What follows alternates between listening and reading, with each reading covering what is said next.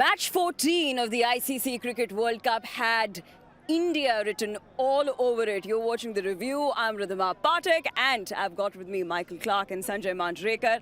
And unfortunately, Michael, sorry to say, but I think Australia was exposed a little bit today. Yeah, I know what the problem was. It was this tie. Against West Indies, I went the red tie and Australia won. Today, I went the blue tie. So this tie is going in the bin. I'm going back to the red tie. But look, I think India deserve a lot of credit. I think, firstly, Virat winning the toss and opting to bat, I think was a good decision on this pitch. Their aggression from ball one, the way they come out and played with the bat, their intent with the ball, their energy in the field. I just think they showed a dominance that Australia lacked today, unfortunately. Right. And what about you, Sanjay? Impressed with India? Yes, and in fact, some of the important pieces are also falling into places. India was slightly worried with the form of Rohit Sharma, Shikhar Dhawan after the warm-up games. Rohit Sharma got 100 in the last match. Shikhar Dhawan got a very composed 100 in this one. Yeah. So they'll be feeling very secure about that. Virat Kohli is Virat Kohli. He keeps getting runs. KL Rahul is showing some spark. Dhoni looked good again. Hardik Pandya looked good. So the batting is looking settled. But slightly disappointed today with Australia because I felt they had quality in their seam bowling.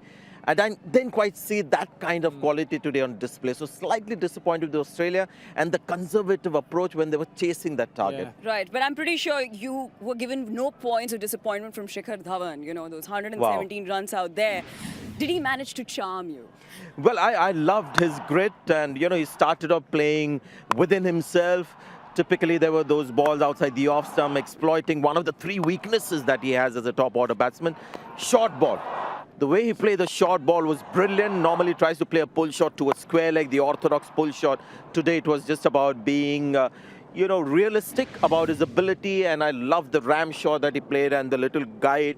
So he was just intent on hanging in there and didn't get a 60 or a 70. Right. He got 100 and that sees a team through. Right. Player of the match, very well deserved out there. But Virat Kohli, King Kohli, class, subdued but 82. Yeah, class once again. And I think he handled the situation well. After a good start from Rohit Sharma and Shikhar Dhawan, he come in and played his natural game. Backed himself, played his shots. Again, Australia tried to hang the ball a long way outside off stump to Virat Kohli to stop him scoring.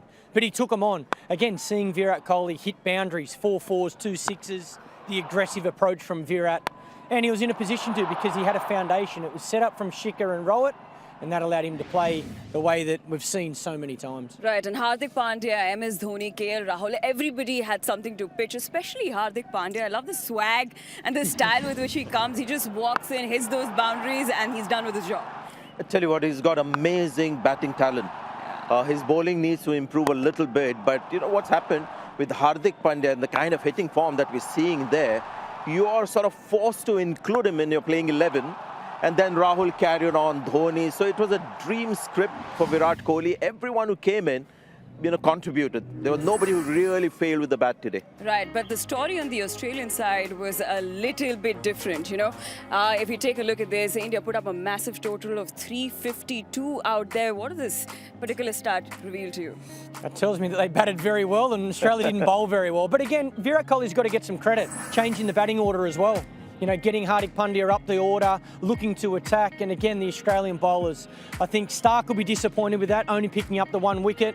They were very, back of a length. I just feel like, Stark and Cummins are two wonderful bowlers, but I feel like they tried to stop scoring versus take wickets. So Australia out there should have changed the batting order a bit, you think? Well, the option they had, Australia, was maybe send Glenn Maxwell at number 3 or number 4.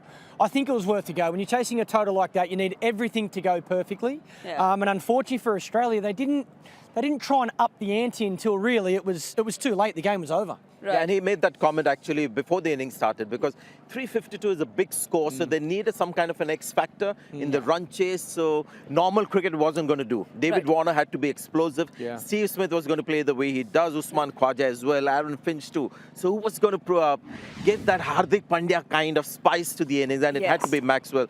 And Finch I thought played really well today. His wicket, that run out was really like a blow in the solar plexus for Australia. Yeah, I agree. I think he was really taking care of Warner at that stage as well.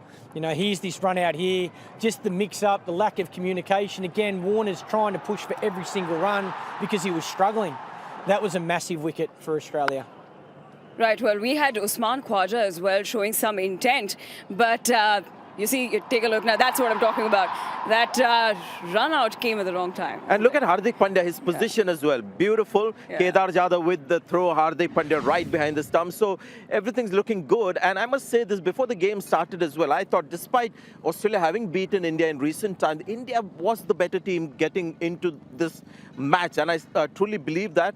And the result has not been any different. So this is not like an unexpected win for India. Yeah. India was the better team as far as I'm concerned. India was the better team, but Australia also made some notable technical errors out there. We had Usman Khwaja who showed intent, but yet again, I mean, Smith got out and everything went down from there for Australia. Yeah, the big scores, I guess, Yeah. you know, was missing. And yeah, Khwaja got 42 of 39, but I guess at that stage they wanted 40 of 20. Now, this partnership was, you know, something that promised, but, you know, Clarke, 69 runs, but needed to come a little quicker. Yeah, but even that 69 off 72, it's not enough in that situation when Khawaja walked to the crease. Yeah. You know, 42, I think, off 39 balls, so it looks good on the score sheet. You're scoring more than the run and ball, but that was the opportunity to send someone like Maxwell or Carey in and say, you know what, try and get 50 off 15 balls or 20 balls. We need something extra special to try and bring that run rate below 10. Unfortunately for Australia, when that happened, Maxwell come out and did strike the ball well, Carey did come out and strike the ball, but in my opinion, the game was gone. Yeah, it was just too late. But talking about India's bowling also, that too was on point. And a special word on Kuldeep Yadav, didn't get any wickets, but yet he was very, very efficient. I think he's bowled the best he's done in England since he's come here. Couple of warm-up games and that first match against South Africa. Didn't get wickets today, but I think finally he's got an idea of how to get the right pace, the right length. Poor kid is trying to put his whole body into his shots. Now, these are highlights towards the end of the innings, and this is Soinus, the double strikes from Bhuvaneshwar Kumar that really sealed the game. And after that, it was just hitting those nails in the coffin. He was a standout for me. Bhuvaneshwar Kumar was outstanding today. Again, there's always going to be a lot of talk about Bumrah. He's the #1 bowler in the world. Two spinners are definitely a big strength for India going through this tournament, having two wrist spinners. But I think Bhuvaneshwar Kumar was spot on. His line, his length, and again, he's shown that he's nearly back to his absolute best. Right. Well, what do you think Australia could have done differently today? Scored an extra 40 runs. Or bowled India out for 40 less. Again, forget the score. I think the approach is something Australia's got to look at. Australia plays their best cricket when they look to dominate. And I just don't think they did that from ball one today, whether it be in the field, with the ball or with the bat. They were hesitant. And that's not how Australia plays their best cricket. I want to see them get back to looking to dominate the attack, use that short ball, the fast bowlers, attack the stumps, have some fielders in catching positions. And again, when you get the chance with the bat, you know, David Warner, 56 off 84, you never see that. Steve Smith, 69 off 70. Again, it looks good there, but he's in a position, he needed 100 off 70 balls, not 69. So if you're going to lose the game, don't be scared to lose it in the 35th or 40th over. I just feel Australia was, you know, a little bit worried about the result, a little bit worried about, you know, saving a game versus winning a game. Right, and Australia, definitely their batting was pretty conservative out there. Indeed, if you take a look at that, India put up a 352, Australia 316. Well, India win by 36 runs. Let's take a look at what the points table looks like. It looks like India has gone up and Australia down. New Zealand continue to lead with 6 points. Well, next India will face New Zealand. Looking forward to that matchup, aren't you? Yes, I mean, now they've got all their bases covered. I don't see a weakness. Maybe Hardik Pandya as the bowler, they'll have to start thinking on those lines, whether they can be a batsman's shot, but that's a dangerous take. I think they're looking pretty good. And what do you think about Australia's next game? Australia's got Pakistan in Taunton, so that's going to be a big game. Pakistan obviously beat England, so they're dangerous. Yeah. I think Australia can turn it around. I've got no doubt about it. The way they played against West Indies to fight through that and win that game, I think holds them in good stead. There'll be parts of today they're really disappointed with, but they'll reassess, and I'm confident that Australia will still qualify. They'll still make the top 4. If you can make the top 4, in my opinion, Australia can still win this World Cup. Yep. Well, with that, thank you so much, gentlemen. Thanks Thank a lot you. for your time. And let me tell you, tomorrow we'll get you South Africa versus West Indies from Hampshire in Southampton. Catch all the updates on @ICC Cricket World Cup using the hashtag CWC19. Thank you for watching. It is the World Cup. It's a big stage. It's really exciting for everyone, and another big day today against India. This is probably the biggest game of the World Cup. win a World Cup is a bigger buzz for me. Don't think I don't. There's something good though, and feeling more. You should call me before I go. This is looking dangerous for Australia. That start brings up his 50. And a century now.